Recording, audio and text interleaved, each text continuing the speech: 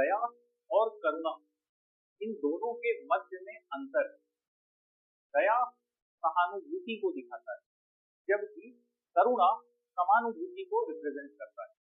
इसका सामान्यता अंतर यह है कि जब हम कहते हैं किसी पर हमें दया आ रही है, इसका मतलब हम अपने केंद्र से दूसरे व्यक्ति की दुर्दशा को देखकर परेशान हो रहे हैं।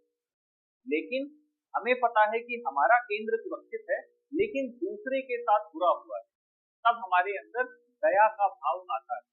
ये समझ के कि हम तो सुरक्षित हैं, लेकिन दूसरे व्यक्ति के साथ गलत हुआ, तो उसके प्रति जो भाव है, जब भी दया की बात होगी तो इसमें हमेशा एक ऊंचे और नीचे केंद्र की बात होगी, क्योंकि आप अपने को सुरक्षित केंद्र से देखते हुए दूसरे व्यक्ति को देख रहे हैं कि उसके साथ बुरा हुआ और आपके मन में दया का भाव आता है।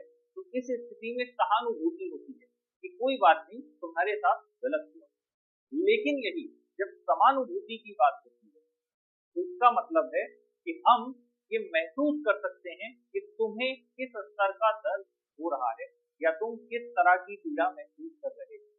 इसका मतलब है कि मेरा केंद्र तुम्हारे केंद्र के समान है, और ये मैं समझ सकता हूँ कि जिस स्तर पे तुम्हें वो तकलीफ हो रही है, उसी स्तर पर वो पीड़ा या तकलीफ मैं समझ सकता हूँ। इसे समानुभूति कहते हैं। और जब समानुभूति की स्थिति होगी, तब करुणा की स्थिति होगी।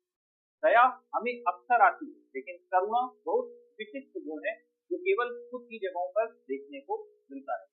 सामान्य जीवन में जब एक केंद्र अहंकार से जुड़ा होगा, तब वो दया होगी, और जब वही केंद्र एक इंक्लूसिविटी रखेगा, सबसे जुड़ाव का भाव रखेगा, तब वो फिर करुणा का भाव होगा।